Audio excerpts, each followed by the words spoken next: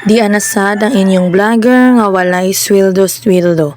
For today's video guys, sayo sa kabuntagon na adyoy nag-ayo-ayo kay maghatag silag isda. Tarong pa jud nga isda guys. Nya ubay-ubay pod ang gihatag sa amo. Pasasalamat na lang sad kuno nila kay gipahulam namo sila og battery gamit sa panagat guys. Syempre guys, maligo sa kudaan kay para ready na ta sa atong mga buhaton nun diri sa balay. Pero dapat mukaon sa tadaan guys. So mao ni akong sudanon karon ang gihatag. Tulora ka buok akong gikuha guys kay para ang uban maabtan pag sunod adlaw nga masuwa namo. Budget sa ta guys kay nagnihit kaayo ang ato ang money. Kay wala man tay kapalit og kamatis og sibuyas dahonan.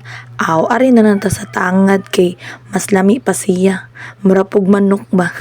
Pero isda da ito. Ato na ning tabunan guys kay inikabukal ani ato na po ni siyang timplahan og asin bitsin. Samot nagnaay kamunggay favorite jud ko na guys. Nya kay loto naman ni guys mga unata. Syempre dili ta kalimot aning sili kay mausan nay usa makapalami sa atong sabaw kanang halang-halang. Nya init pa jud ang sabaw. Diba?